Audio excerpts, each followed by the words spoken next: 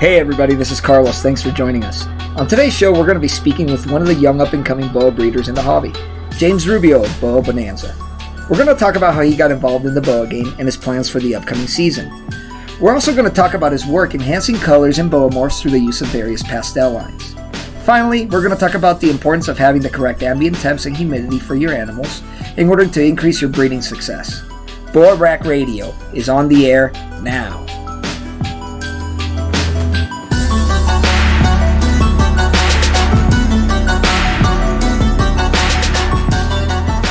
Welcome everybody to Boa Rack Radio. I'm your host, Carlos Rojas of Morphs Unleashed. And with me is my co-host, Sergio Hernandez of Sergio Hernandez Reptiles. What's up, Sergio?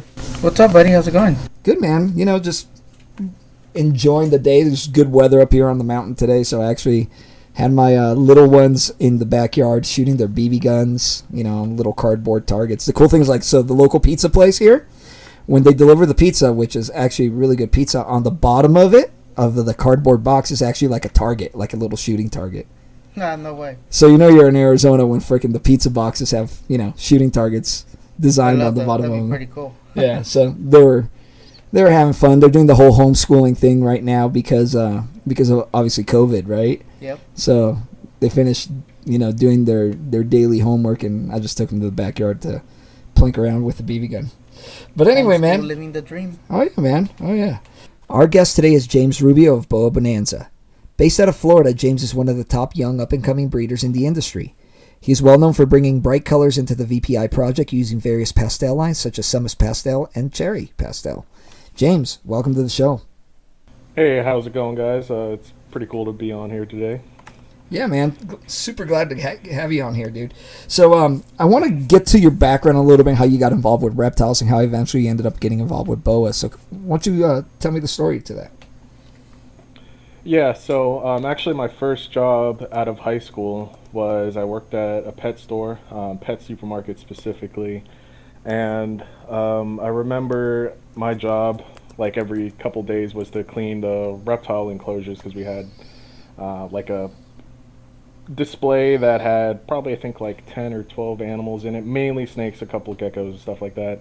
And I was always fascinated with snakes, but still kind of scared just because I feel like it's a little bit in human nature to be a little bit afraid of things like that. Right. But we had this pastel come in one day, pastel ball python, by the way. I know ball python was a boa guy's first snake, but it was super yellow and really cool looking, and I was like, man, I think I'm gonna buy this thing. So after like a month or two, it didn't sell. I ended up buying it. Had the beginner setup for it, which was terrarium and glass terrarium and all that stuff that I definitely don't condone anymore.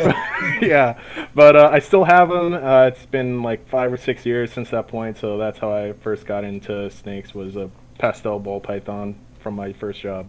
Awesome, man. And then how'd you start down the path with boas? So I had that ball python, and then we started getting in some boas, but nothing special. And then one of my first friends in the community was someone who's local to me. Her name's Samantha, and she had some pretty cool boas, so she convinced me to start getting into them. And I remember I went to go get this one snake from her, and then it ended up trying to bite me in the eye, so then I ended up getting a different snake from her that day, which I still have. Well, actually it's going back to her, but it was an albino motley call. And then I just kind of started getting an eye for all the different morphs and stuff out there by being in groups and YouTube and whatnot, and I started noticing that boas typically get better as they age compared to most other snake species. They typically get uglier, because at first I was looking at ball python stuff just because it was what I got first, and I was like, wow, these babies don't look anything like adults. But she showed me her animals as adults, and Samantha, and versus babies, and I was just like, wow, this is something that's going to continuously get better looking as time passes. So that's definitely something you don't want to have like a honeymoon phase and then it ends because it's ugly looking.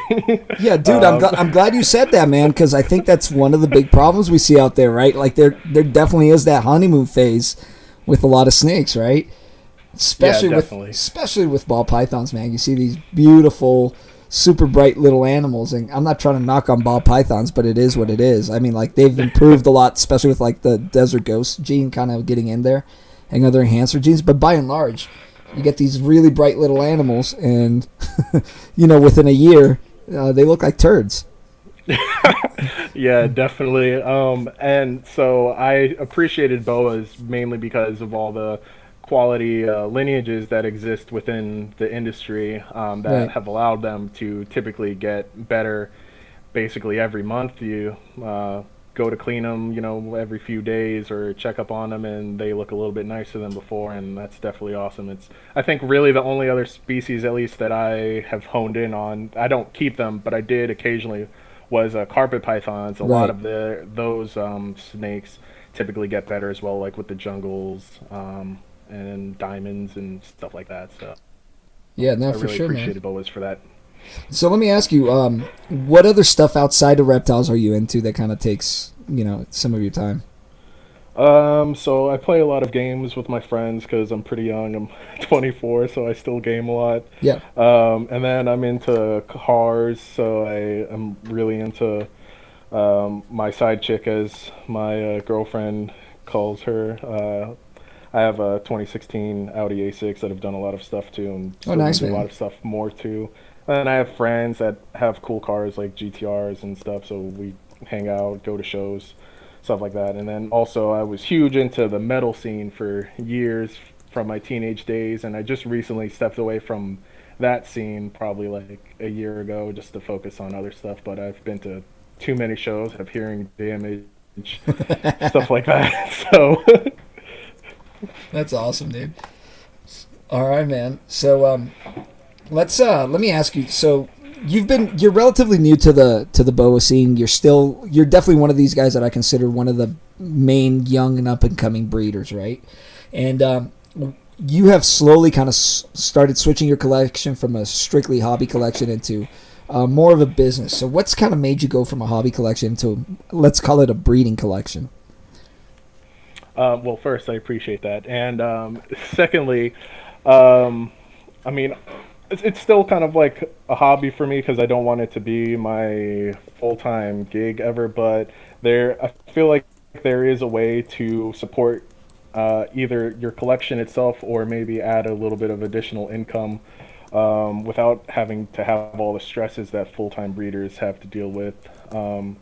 So I've kind of positioned myself where, I have a substantial amount of money in this, but hopefully I've made the right decisions with my projects and my plans for the future that it'll be able to support itself and expand into other things that I would like to do with the boa industry. And I would like to get into a couple other species, but mainly boas is what I want to do, and some locales and stuff like that. That's cool, man. So let me ask you, who are some of the people that have kind of mentored you or people that inspire you to kind of improve the quality of your collection and kind of improve your abilities as a businessman within the hobby? So Thomas Cobb, I think that was your first guest on here, has been one of the most helpful as far as technical breeding questions go. He's always down to answer questions and just BS with me in general. As far as eye for quality, I've always looked up to DM because the pastel animals and just the caliber of the animals she works with in general Totally, are so high that I really, I kind of modeled my collection a little bit off of her just because of the high color intensity, which is my favorite stuff. I love colorful animals. Mason is another guy. Mason Allrog is another guy. I think he's kind of stepped back from the hobby, but he's helped me as far as a lot of breeding and sorts of projects to go after with color. And then, let's see, Sergio's helped me a little bit here and there. So thank you, Sergio. And Michael Roscoe is just a good guy to bullshit around with. Yeah, he is. So he's been helpful with me. But I would say Thomas and Mason are the two most helpful people that have mentored me personally. That's awesome, man. So let's talk about what you're currently working with. Kind of let me know what your kind of primary project focus is currently. So my primary project is the VPI and Carbon Snow project. I got into Kenny's stock a couple of years back because first off, his collection jumped out to me because the visual VPIs he was producing were absolutely insane. Right. And shout out to Kenny out there. Yep. Yeah, shout out to Kenny. That was before the first VPI Black-Eyed Anery Snows were produced, and I was just like, just based off the quality of his animals alone, I just wanted to get into the Carbon project. Back then, I don't even think he had a name for it either. But I was invested in the Black Devil stuff, so it just made sense for me to get some VPI Pos Het Black-Eyed Anery stuff from him, and maybe eventually hope to someday make double visual Black Devils, is what the goal was at that time. And so I think my first animal, actually, I think it's the only animal I've gotten from him, but it has paid off really well. It was a Black-Eyed Anery Aztec, 66% Het VPI, which did end up proving VPI, and I made, as far as I'm aware, the only VPI Sunglow Aztec Het Black-Eyed Anery that exists, and he's super duper colorful, which is crazy. Actually, Sergio sold me the mother as well, so it's funny that he's here co-hosting today.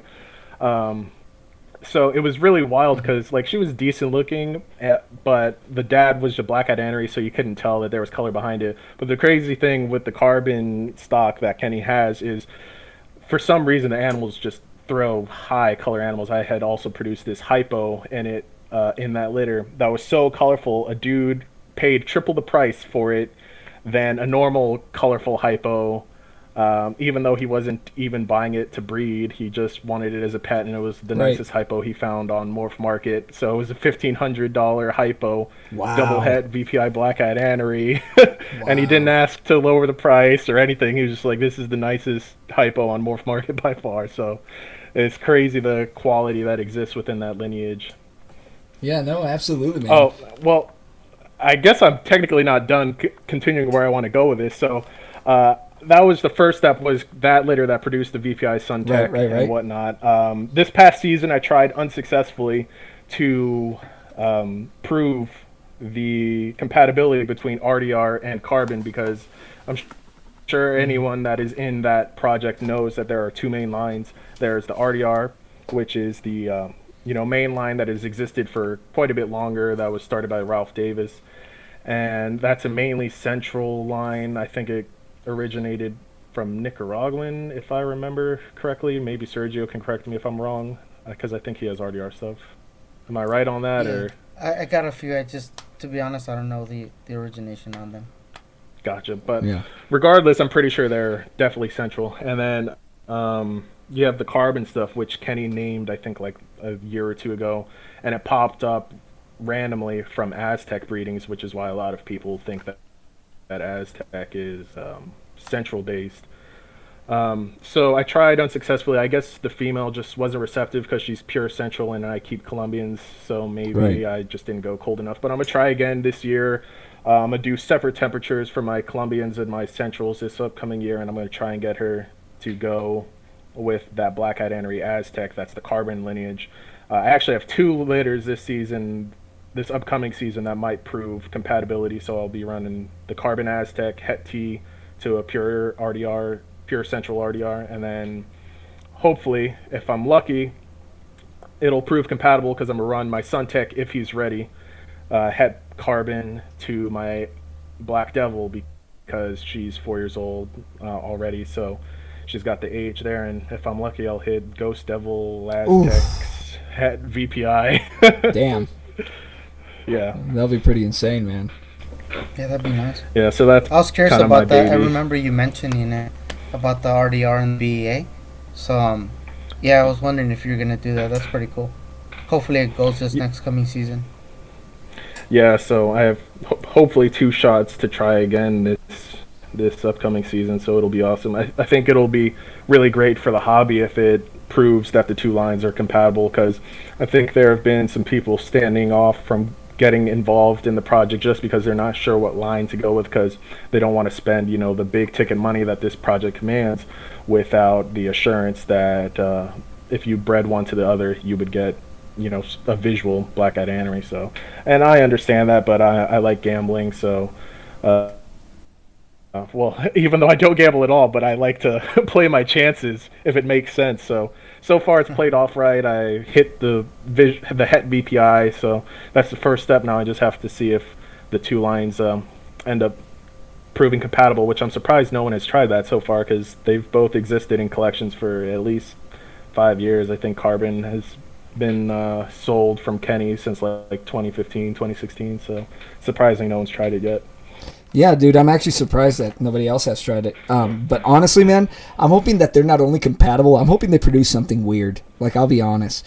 It'd be nice if, like, something unique ended up coming out of, mixing 2 different, black-eyed anery lines. So that would be pretty awesome. Well, they have very different looks. Oh, yeah, totally, right? For sure. Yeah, so the RDRs, which is the Central, they have really, really bold black overall color tone, and they're typically a little bit grayer where the color would typically exist outside of the pattern, and then the Carbon stuff is a lot more translucent-ish, which is why I guess the Potts brothers tried to play into Kenny's thing and call their black-eyed aneries the translucents. But, right. They're just a lot more silvery, and the black isn't quite as bold, so there's definitely it's almost like the 2 of them, for sure. It's almost purplish, like a little bit of a purplish hue to it, which I find really kind of neat. But definitely, and I think that shows in the different double visuals that have been produced, because Kenny's are a little bit purpley hue to them, whereas the Spectre stuff that Chaz has made and Big Mike, they're a little bit more white, and then the Snow Glow versions are a little bit kind of yellow, which I thought that was surprising to see, like, that hue come out of it. Yeah, no, totally, man. And hopefully I'll have both. I have Chaz coming up on the show soon, and then hopefully I'll have Kenny on fairly soon. I've been nagging him a lot, at least before hunting season, before he comes up here. Anyway, man, so what other projects are you working with besides the VPI and the Carbon snow stuff?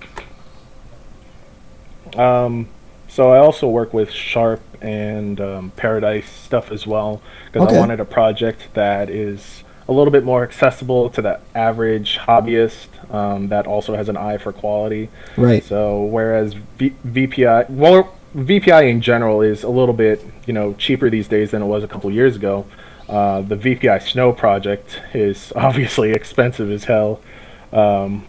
Considering I sold a hypo double head for like $1,500, and I was going to sell a VPI het black-eyed anery to Kenny for like $5,000. So a lot different than like $400 to $800 for Sharp Sunglow stuff.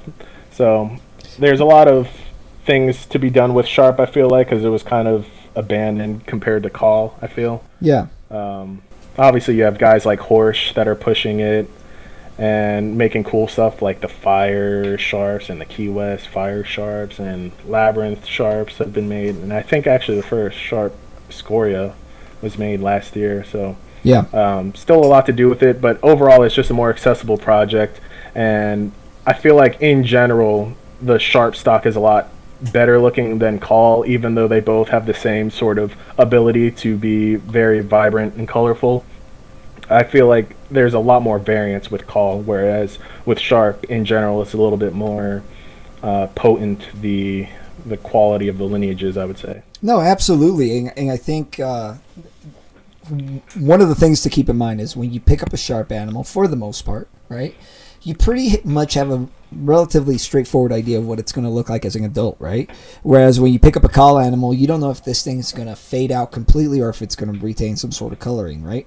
Unless you've been privy enough to some of the parents and seeing what they ended up looking like, right?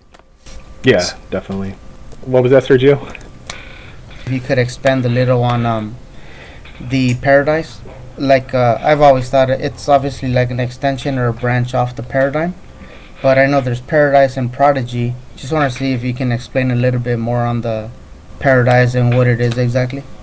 Okay, so with the Paradise stuff, obviously there were like talks that Prodigy and Boa and Caramel are same and different, and I don't really care to get into it. I'm planning to have both and just try and breed them together to see if they are compatible, because I like proving compatibilities, because I feel like there's a lot of rumors and hush hush talks in the industry, just like with Key West and RLT. So I want to try with Prodigy and Boa Woman Caramel. But in general, since Ronnie is known for his very high quality stock, that's why I first started with the Prodigy line of the Paraglow, Paradise stuff, because the color is a little bit better. So I've seen a lot of Paradigms that typically are pretty meh, I'm going to be honest, compared to VPI, Right. which is why I'm more into the VPI. But I was offered a trade for a Paradise Sunglow for one of my fires for my first litter, and it was one of the best looking complex, like sharp T positive complex animals I had ever seen. And she's like 2 or 3 years old now and still super colorful, and a testament to I guess the Prodigy line in general. But so that's mainly why I got into the Prodigy stuff, and it is like having two different projects coexist within one, since you can, you know, use Paradise or whatever to make both T negative and T positive animals. Right. So it's like you get even more variability, more fun stuff to get out of a litter. And so that was one reason I got into that, and hopefully it also will more people will see that the different phenotypes that exist within that complex are worth getting into. And I feel like the sharp T positive complex is starting to pick up traction again, because I think like Dustin Lindsay, if I'm remembering correctly, or Dustin Thompson, that's what I'm thinking of.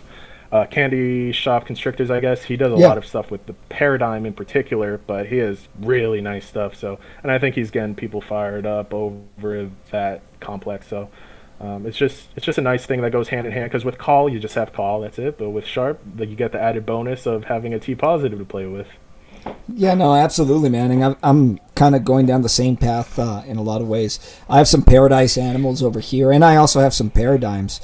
And one of the things I can tell you that I'm doing that I always wondered what it would look like is I'm mixing some of the European purple lines into it, just so you could see, you know, what could potentially end up coming out. And I don't think very many people are playing with that complex, like you said.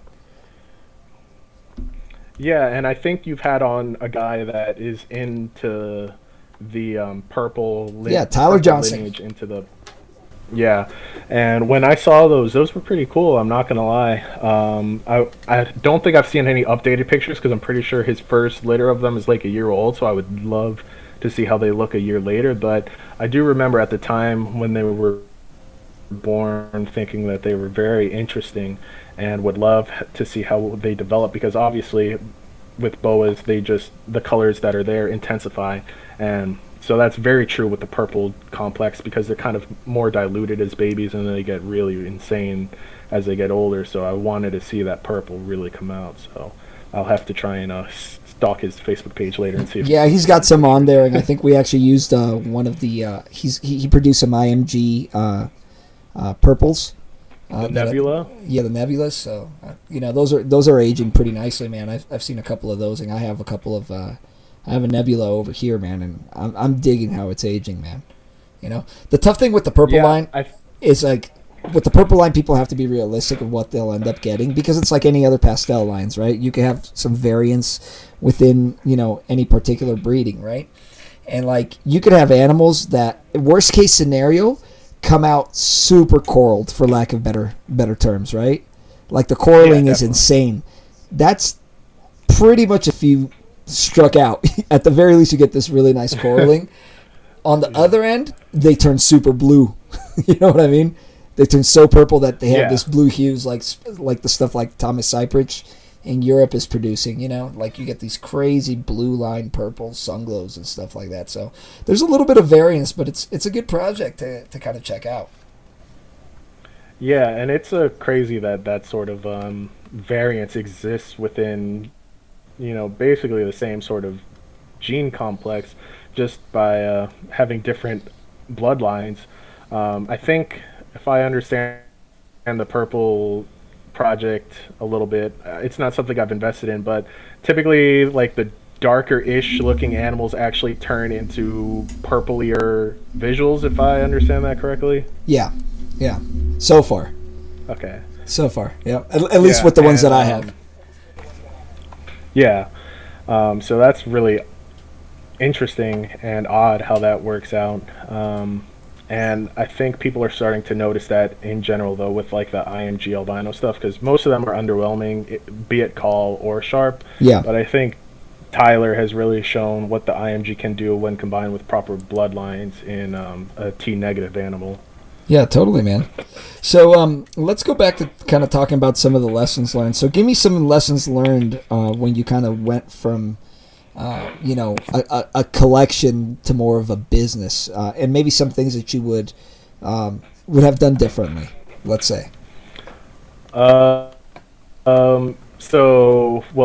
First off, just in general, is don't rush into too many different projects all at once. You kind of want to have one, maybe two main things you want to focus on and really nail those out, rather than spreading yourself thin, because I have had to kind of, over the last few years, try and refine my collection. In general, I've always had kind of nice quality animals, but I was involved in so many different projects that it didn't really make sense to be so spread thin when I was just starting out. So over the last few years, I've really kind of just narrowed it down to the two main things, three, I guess, main things I work with, which is the VPI Snow project, VPIs in general, Sharps, and then just high quality, high color animals in general. So you don't want to spread yourself too thin when you're building your collection as far as projects go. As far as finding mentors go, you want to find people that actually care about you and care about the animals more so than you, but and don't find money as a huge motivator. Obviously, no one likes to have to talk endlessly to someone if they're pestering them and don't spend any money with them, but there were one guy in particular I spent boatloads of money with, as far as what I consider boatloads of money with, that kind of stopped answering questions and stuff as soon as I stopped spending money with him. So and that's one of the reasons I really like Thomas, because I have spent a good deal of money with Thomas, but I've spent half as much money with him and gotten 3 or 4 times as much support as I've had in the past. So just find people that actually care about the animals that you're keeping and you as a person, and stuff like that. And I'm not really sure that I have any other lessons besides... Those are pretty good lessons, dude. Yeah. One more lesson I guess I'll say is I think the hobby is finally starting to make light the sort of negative part of breeding and keeping. Right. Because I felt like when I was first getting in, everyone was making it sugar coated in that it's all fame and, well, not fame, but just high times and stuff, because I would see all the litters posted, but no one tells you about that animals die, and you have hard times breeding. No one tells you that when you go into a season, it's perfectly common to have 50% success rate as far as getting your pairings to actually produce anything, and then you have complications with babies. May they be weak in general genetically, Parthos. I've had a couple babies die just because they were weak genetically. Right. You have mothers who don't end up recuperating properly from giving birth and stuff like that. And unfortunately, that's what happened to the animal that Sergio sold me. She ran out of steam at the tail end of giving birth, and I found out the next day there was a baby still stuck inside of her, so I pulled it out. and fed her. She seemed to be fine, but I guess the fact that she ran out of steam should have probably been an indicator that something might end up going south with her, and she did end up passing because I guess she just exerted so much energy from man. birth, so that really sucked. Yeah, dude, I feel you, man. I actually had one of my most prevalent breeders that happened to her about 2 years ago. You know, this female was a big female, always produced nice large litters between, 25 to 40 animals. Never any problems. And then, I usually gave her a couple of years off in between each litter, right? And then when I went to do her fourth litter, and this is like an old hypo VPI female that I had. Man, same exact thing. She just looked like she just ran out of steam.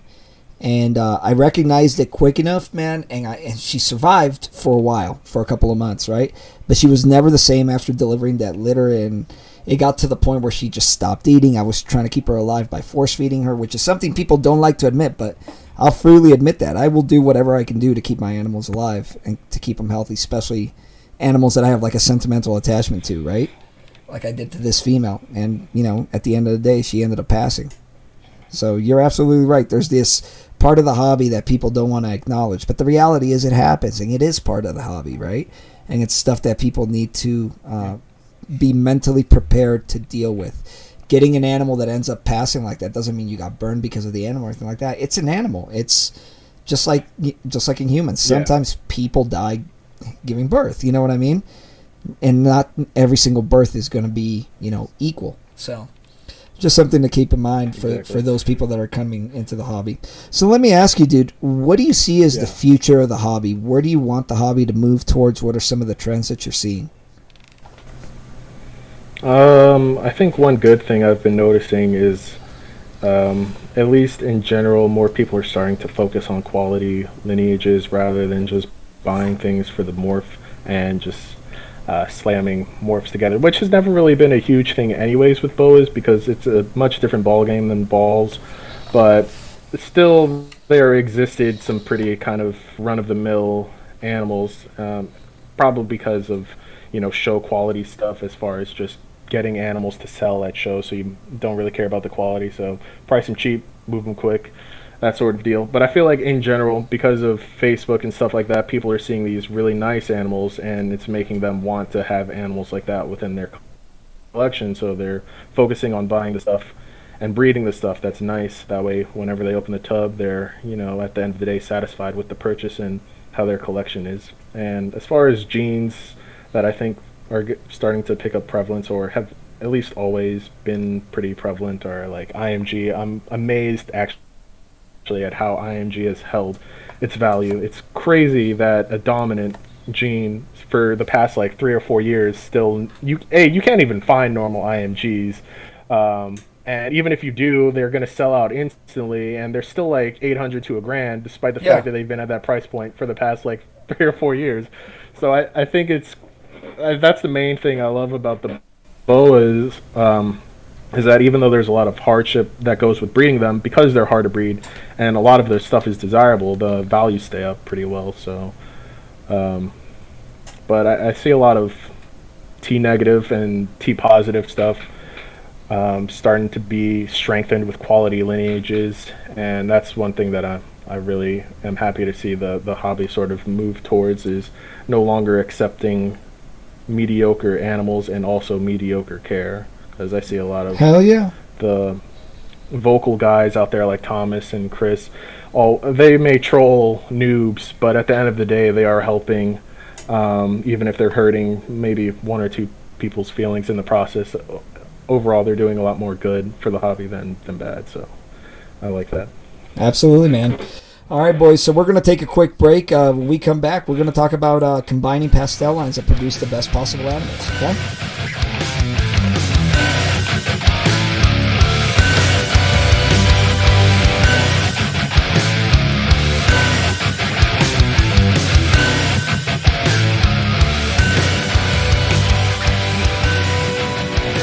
All right, everybody, we're back. So one of the things that I wanted to cover is what it takes to really produce super high color animals.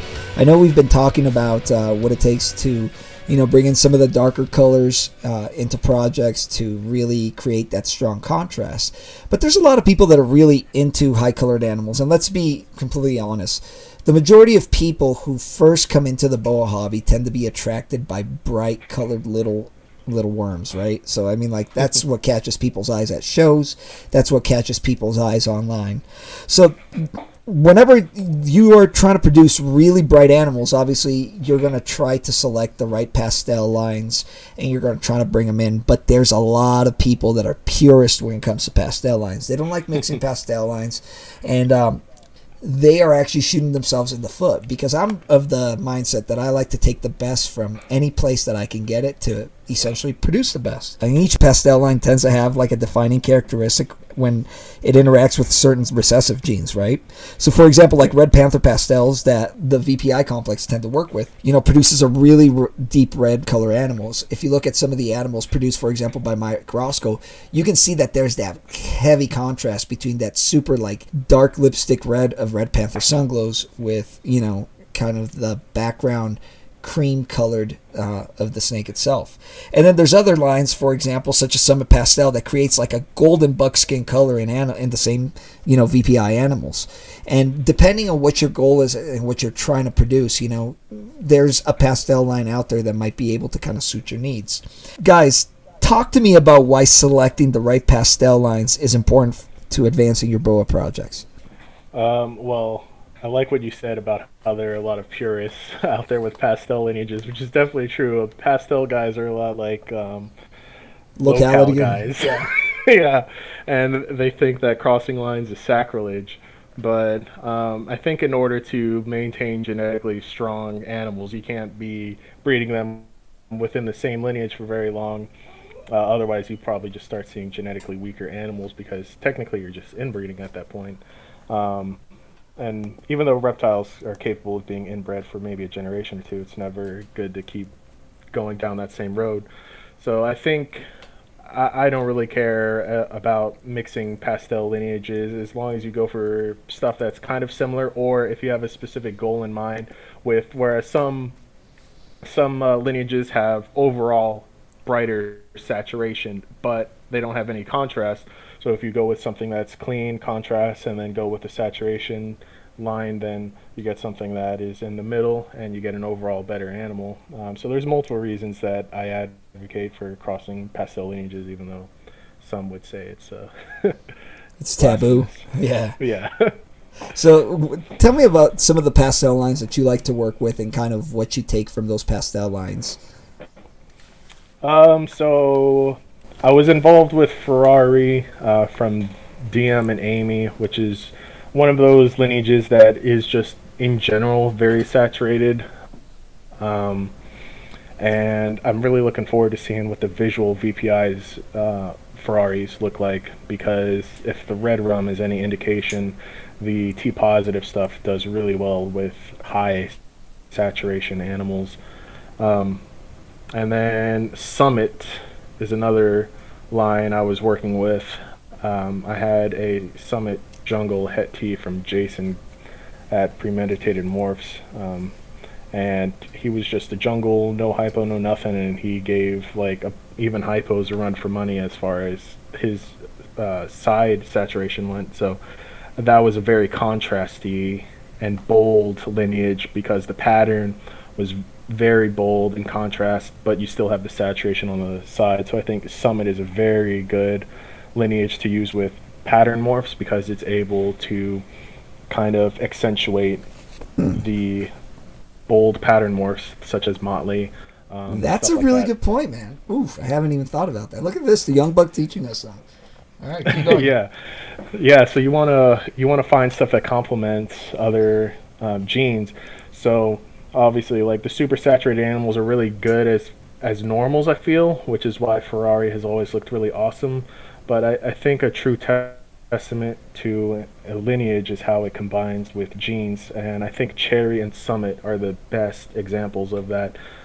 Cherry isn't a line that's very well known, I feel like, anymore, but it exists within a handful of collections. I have a Cherry line animal. I wouldn't call her like a pure Cherry, because she's technically only got it from her mother, but I don't even really care about lines anymore.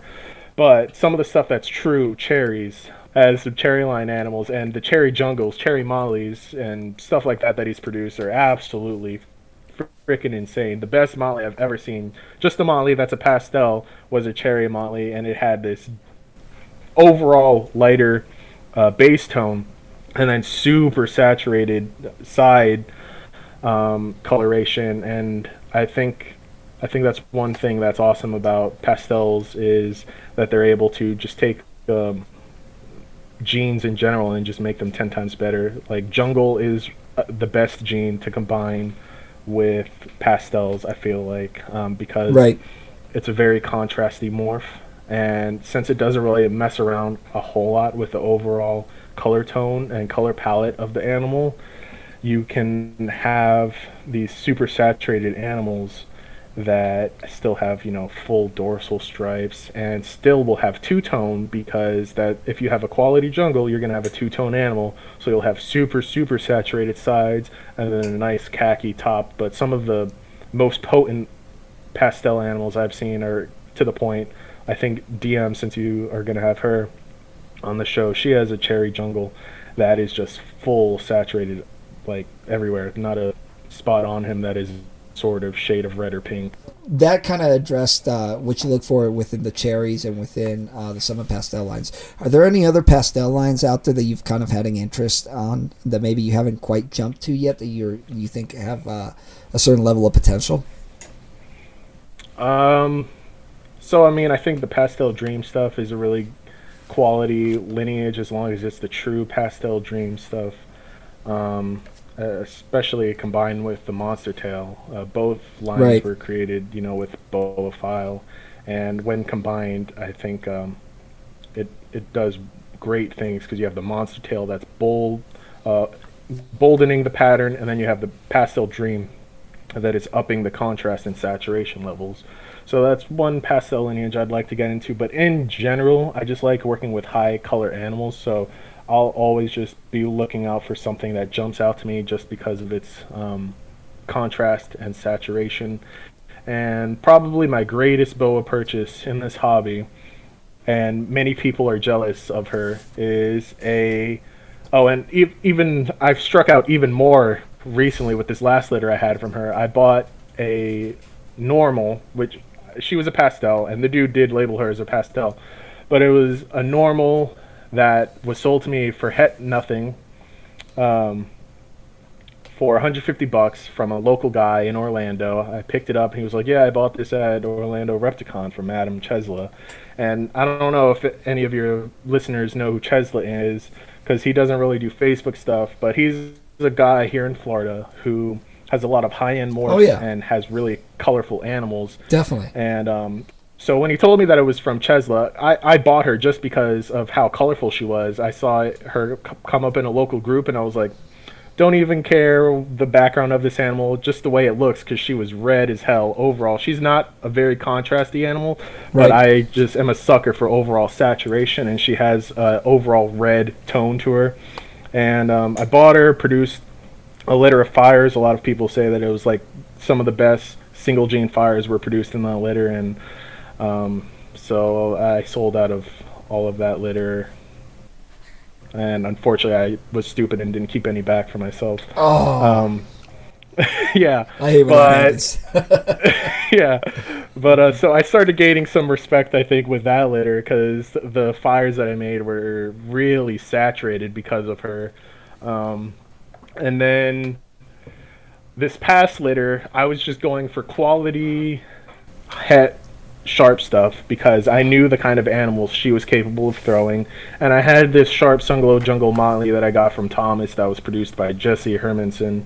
And he's really nice. He's got pretty good color, but I still just like infusing color in general. So I was like, I'm gonna make even better looking hets and then make even better looking visuals.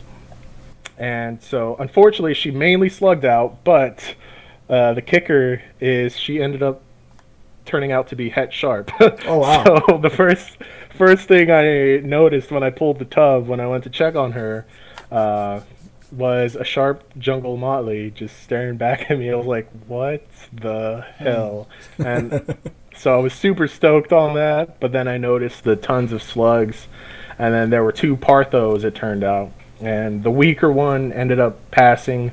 She never ended up eating or even having her first shed, but the other one, the other Partho, is doing quite well, thankfully.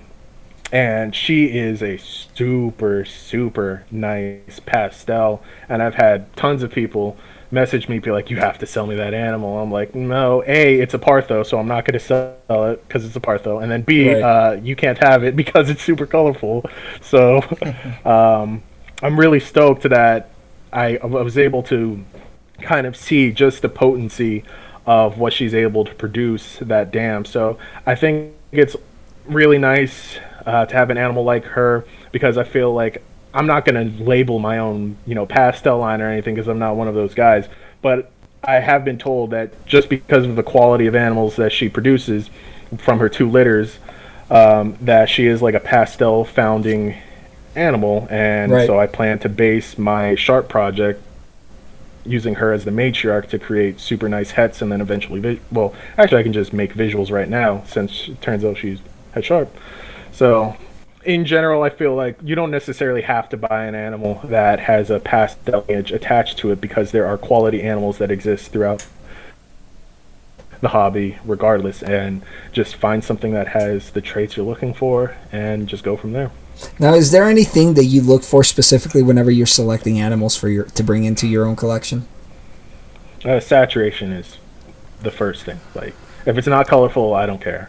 Yeah. Unless it's like an IMG or like a black-eyed anery. But even the black-eyed anery stuff, the higher contrast animals are created by animals that have, in the het form, the heterozygous form, typically higher saturation. So basically everything I buy in some way, shape, or form, I bought it because it has a lot of saturation No, I got and you. contrast.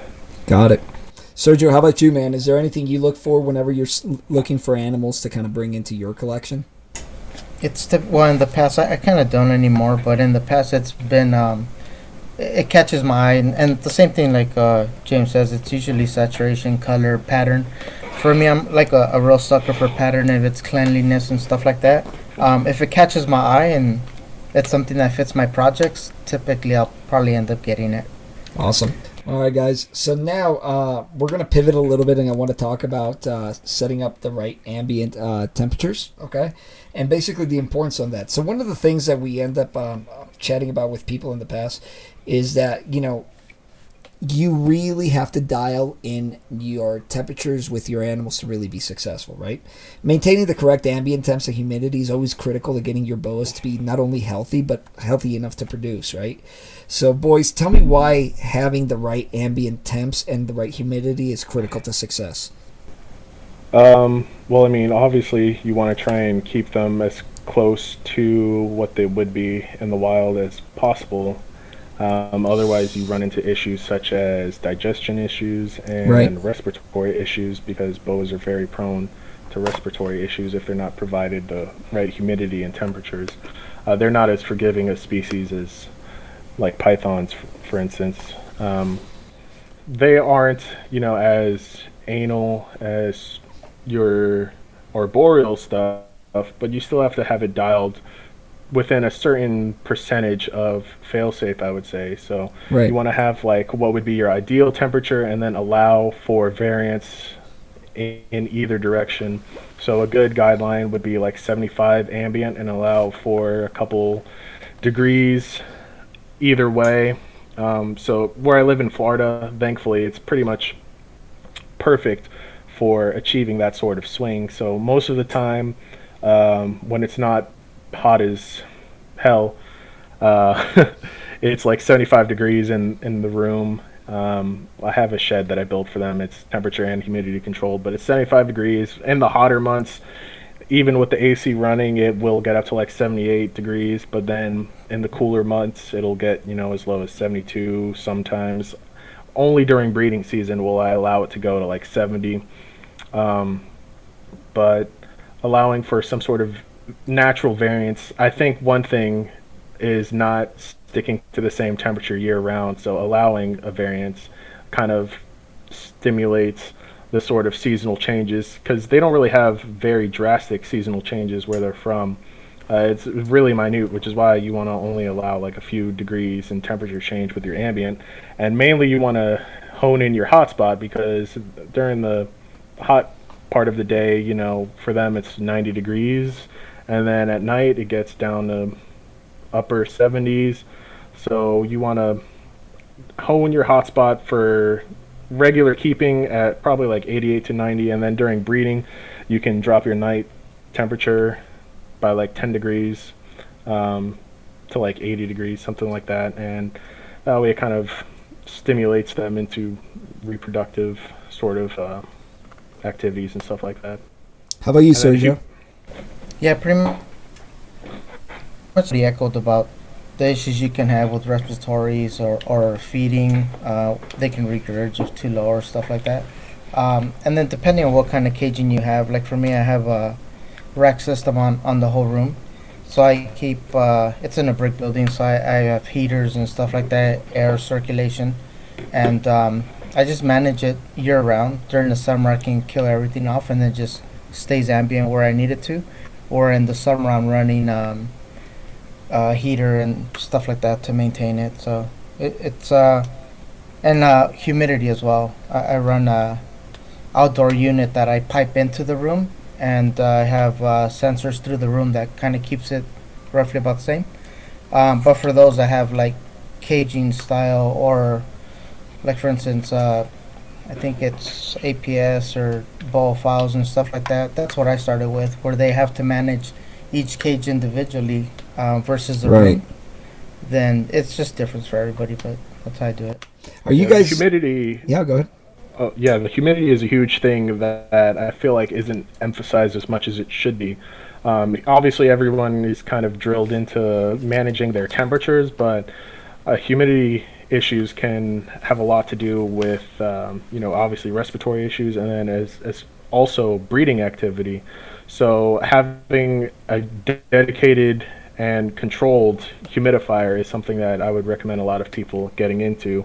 So you want to, at minimum, have like ambient humidity 60 to 65 degrees year round, and then bump it up during breeding season to like 70 to 80, somewhere in that range, to kind of simulate the wet season. Not only will you have better sheds in general, but you'll typically see a bit more willingness to breed if you have a dialed in humidity setup, whereas you're not having to mist them every day. The animals don't like being bothered really a whole lot, so you want to have something that is going to constantly have the perfect settings for your animal without as much interference from you as possible. All right, that's awesome, man. Keeping the room humidity is so much better than having to spray mist.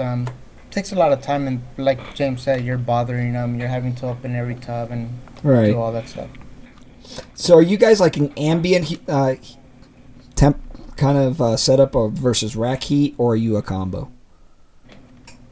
For me, it's a combo. I'm combo. It sounds like Sergio's a combo too, yeah. Yeah. No, same here.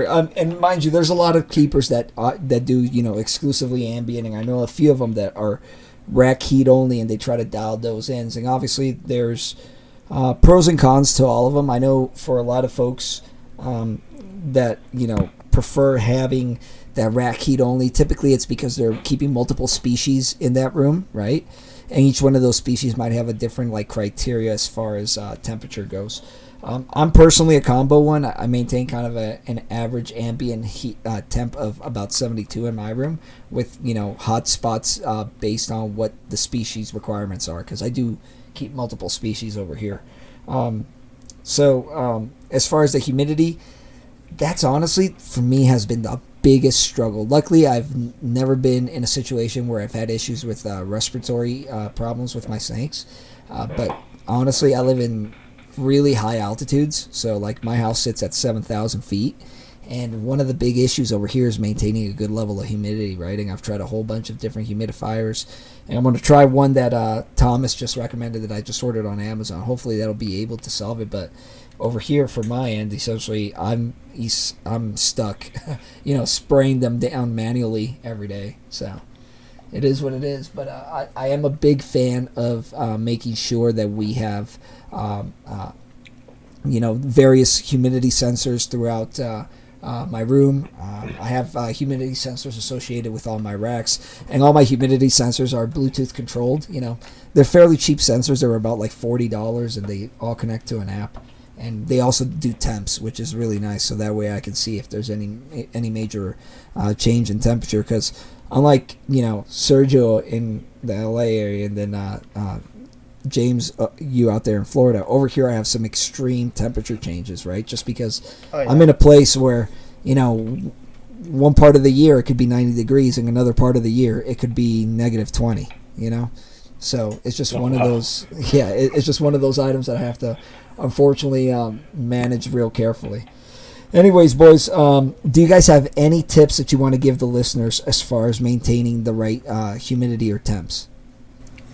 I think it just depends on the area. For instance, I remember, I think it was last year, Thomas said, I think it was probably summer, he was just maintaining ambient temps, no heat, no rack heat, nothing like that, especially on babies.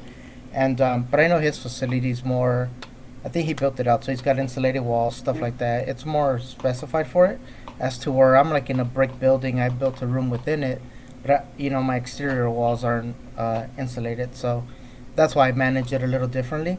So I guess, and like for instance for you, where you have to do it a certain way, so my way obviously won't work for everybody, like even in Florida perhaps, but you just kind of have to work it a little different, and it'll work not the same for everybody, but Yeah, I think that's one thing people need to be is adaptable, because there's obviously guidelines that you should keep these animals, but then you have to find a way to meet those needs based on your environment and where you're keeping them and stuff like that. So, but as far as tips on maintaining stuff like that, obviously at minimum you need a thermostat and heat tape and probe. That's the bare minimum, and then you have, if you really want to get very high end with it and very care focused, go like how Thomas and Chris are, and have each specific level controlled separately, because there are variances within the heat panels themselves within the same rack. And just because of how heat works in general, obviously the higher it is, the hotter it is. So stuff like that. But the bare minimum is thermostat, probe, heat tape. Nothing else should be used as far as like the old school bulbs and stuff like that. And then I would really suggest that bare minimum doing what you're doing as far as having humidity probes, where you can see what the humidity is even though you don't have a fully automated system. That's obviously a lot better than just spraying the tubs once a day and that's that hoping sort for of the deal. best. Yeah. Yeah. If you can spend the money, it's actually not that expensive to do even like a DIY humidifier setup, which is what I'm running. So basically you just have a big old tub, fill it with water, have a ultrasonic mist head in there hooked up to a humidistat, then have a fan to distribute the mist within the room, and basically that's that. That's awesome. How you Actually, wow. automate your automate your humidity and don't have to worry about animals having bad sheds.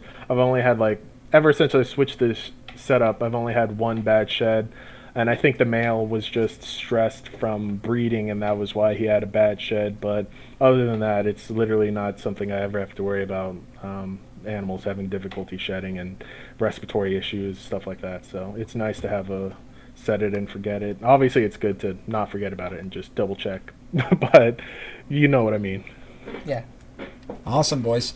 All right, guys, so we're going to take a break, and then when we come back, we're going to hit the Dirty Dozen, all right? Okay. The Dirty Dozen.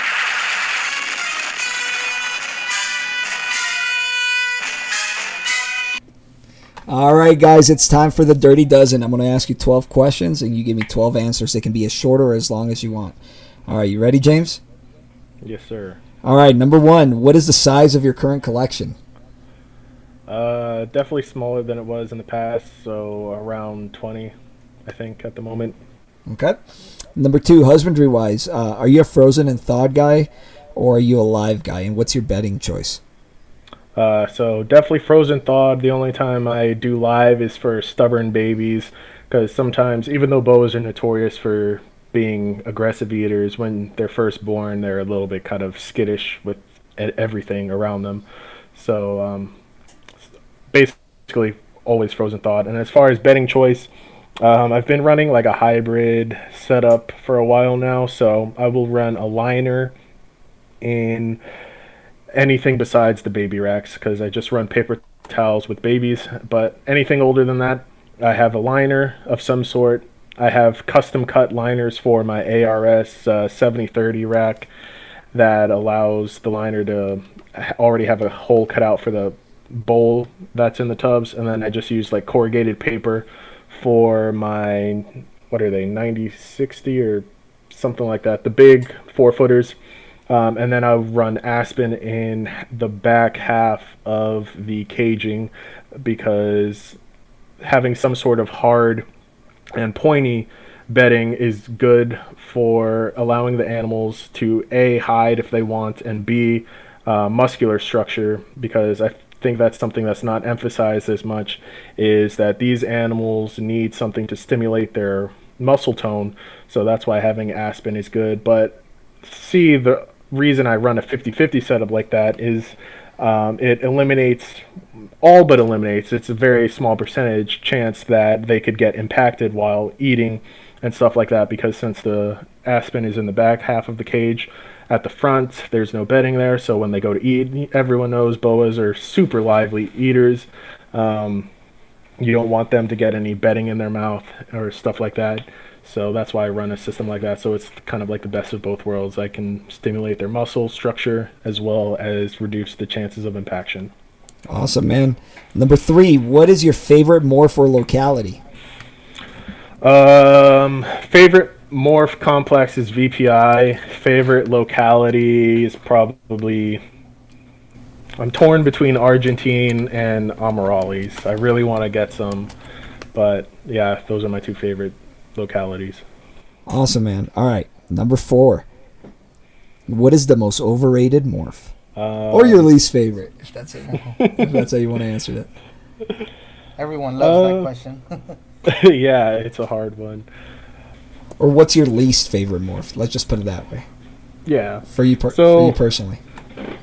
I think the most overrated, or at least my least favorite, just because there are better genes that exist within it, the complex would be like the eclipse stuff. I'm not like taking a jab at people that breed eclipses, because they are cool as babies, but they typically end up showing the pattern as they grow up, whereas IMGs, they get darker as they grow up. So right. I'm not saying that it's a bad combo by any means, because look at the stuff Tim has made with his VPI eclipse. Did he make? I'm pretty sure he made a VPI eclipse, didn't he? Yeah, I think so. Yeah, that thing is pretty dope. So I'm not taking a jab at it, but yeah. All right, man. Number 5, what's the most underrated morph? I think it's starting to gain a little bit more traction now due to the Black Devil, but the Black-Eyed Anery stuff. All right, number 6. What's your favorite part of the hobby?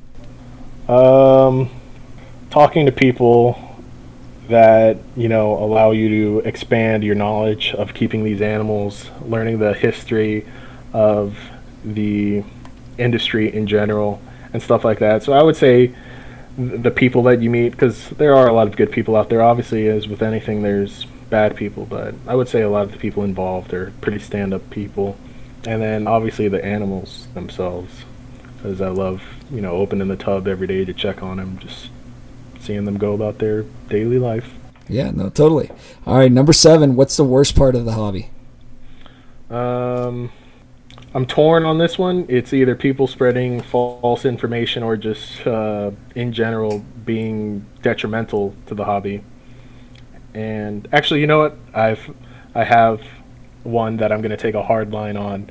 It's people that don't realize how their actions have negative repercussions for the industry at large. Damn, good one.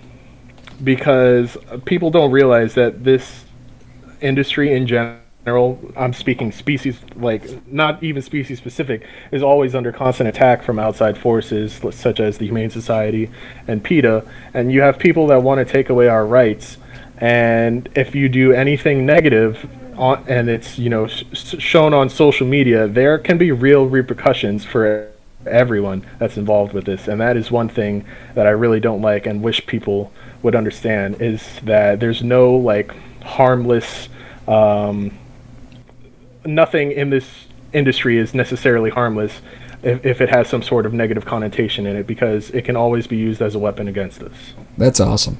That's a good All one. right. Number 8, what other species do you keep and why? And if you don't keep anything else, what would you like to eventually keep? Well, I still have that first ball python, but as far as other species I would like to get into, I would like to get back into carpets. The carpet python stuff's really cool. And then I really would like to get into some arboreals. I'm thinking I'm going to lean towards chondros, just because the Caninus complex, or I think actually it's Corralis, the Caninus is the basins, but the Corralis complex of animals, the emeralds, they're just typically a bit more finicky, I've noticed, than the chondros, so I think I'm leaning towards chondros as another species to get into. Got it. All right, man. Number 9, what's a common misconception about you?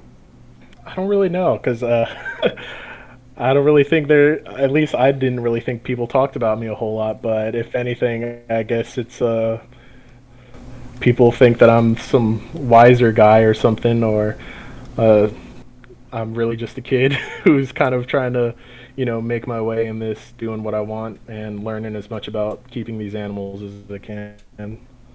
That's awesome, man. And one thing I will say, I think one of the misconceptions is the fact that since you are a young guy, people would assume that you don't know what you're doing. But, you know, you're actually really far ahead of where I feel like I was when I was, you know, your age and I was in the hobby. Because I think me and you got into the hobby about the same time. So I feel you on that, man. All right. Number 10, what makes you say, what was I thinking when you look back at your time in the hobby? I don't really have like any true regrets and moments like that, but like I said, the only thing I would maybe change is the fact that I kind of was like a kid in a candy shop and bought way too many things rather than being kind of focused. That would probably be the only thing kind of regretting, I guess. Okay. Number 11, what's one tip you would give the people looking to invest in boas and reptiles? Have specific projects you're looking to get into and only settle for the highest quality that your money is able to afford you. Awesome, man. And then final question, number 12, you got any shout outs you want to throw out there? Thomas, Mason, DM. I don't talk to Anthony a whole lot, Anthony Honeywood, these days, but shout out to him.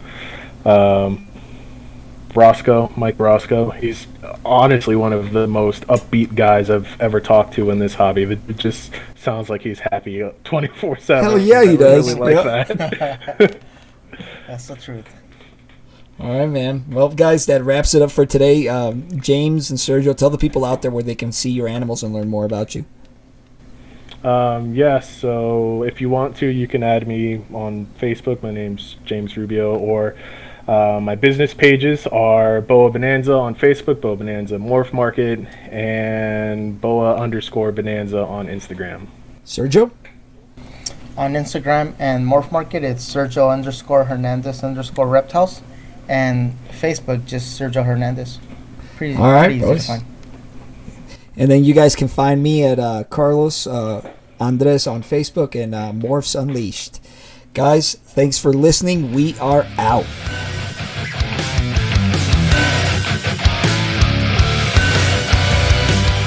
Guys, that was a great episode. Knowing that the future of the hobby is in the hands of young guys like James is super motivating. Thanks to James Rubio of Boa Bonanza for joining us today. Join us on our next episode as we speak with Dave Palumbo of Palumbo's Pythons and Boas. We're going to talk about his work with dwarf boas. We're also going to talk about his life as a professional bodybuilder and the importance of establishing a social media presence. Thanks for listening. We appreciate you guys tuning in. Do us a favor. If you enjoyed the show, please subscribe and leave us a 5-star rating and review on iTunes, Spotify, Google Play, and YouTube. Until next time, grow 'em slow.